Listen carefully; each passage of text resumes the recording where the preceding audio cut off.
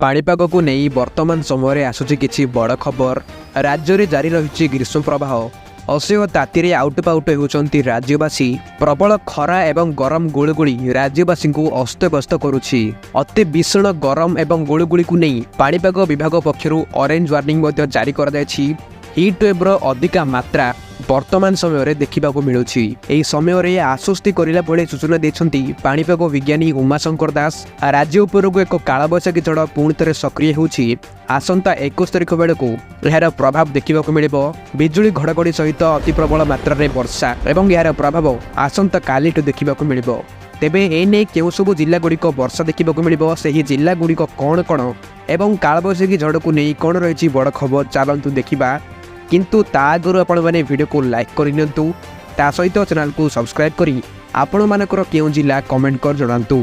राज्य में गत किछि दिन हेबो तापमात्रा वृद्धि पाइबा सहित प्रचंड खरा कारण जनजीवन अस्तव्यस्त हो पड़ी।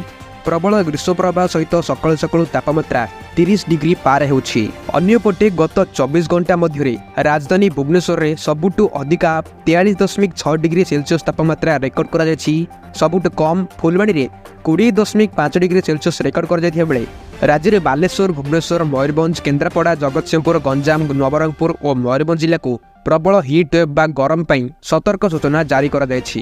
राज्य में अंशुघात स्थिति देखा जाउछि। एपटे काली पाई जहाँकि पाणीपाग विभाग पक्षरु नवरंगपुर, कोरापुट, मालकानगिरी, गंजाम, गजपति, कंधमाल, बौद्ध, संबलपुर, झारसुगुड़ा, सुंदरगढ़, देवगढ़, अनुगोल, खोर्धा, पुरी, नयागढ़, कटक, केन्द्रापड़ा, भद्रक, जाजपुर, केउंझर, मयूरभंज, बालेश्वर जिला को ऑरेंज वार्निंग अलर्ट जारी कर जायछि। अति प्रबल मात्रा रे खरा ता सहित उष्म राति राज्यवासी को कलबल करिबो। या सहित बाकी सबू जिला गुड़ी को येलो वार्निंग जारी कर जायछि।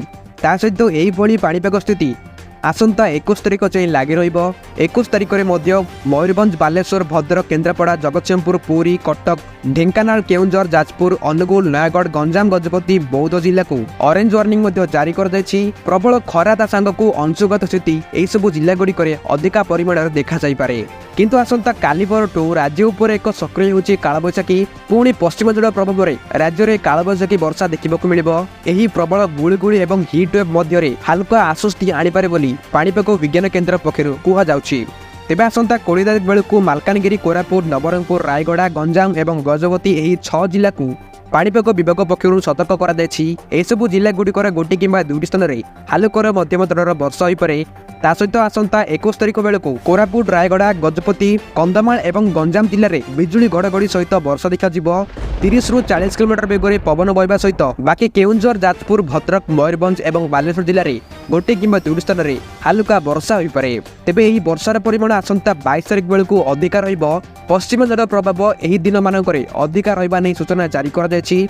नुआपड़ा, बरगढ़, झारसुगुड़ा, संबलपुर, देवगढ़, सुंदरगढ़, अनुगोल, केउंझर, मयूरभंज, बालेश्वर, भद्रक, जाजपुर राज्यर उत्तर पूर्व जिला गुड़िक वर्षार परिमाण अधिका देखा ता सहित हालुका पवनर बेग बढ़िबो एवं गोटे किंबा दुईटी स्थान में हालुकर मध्यम धरणर वर्षा हेबा सहित बिजुली घड़घड़ी देखा। तेबे आसंता 23 तारिख बेलू केउंझर, मयूरभंज, बालेश्वर, भद्रक, केन्द्रापड़ा, जगतसिंहपुर, पुरी, खोर्धा, कटक, ढेंकानाल, जाजपुर, देवगढ़, अनुगोल, नयागढ़, कंधमाल, बौद्ध, गंजाम एवं गजपति जिला को पाणीपाग विभाग पक्षरु येलो वार्निंग जारी कर जायछि।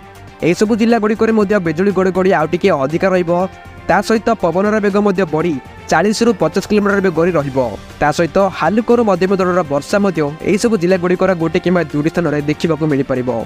तेबे यही कालबैशाखीर प्रभाव आसंता 24 तारिख पर्यंत लगी रहिबो। तेबे वर्तमान चालुवा हिट वेव्रु टिकिए आश्वस्ति मिल पारे बोली पूर्वानुमान करिछि पाणीपाग केन्द्र। तेबे एही भली पाणीपाग संपर्कित खबर प्रत्येक दिन देखिबा पई आपण माने हम चैनल को सब्सक्राइब करियंतु। ता साइड रे तो बेल आइकन को मध्य ऑन करियंतु, जा द्वारा पाणीपाग संपर्कित खबर आपण माने सबुठ प्रथमे पाई पारिबे।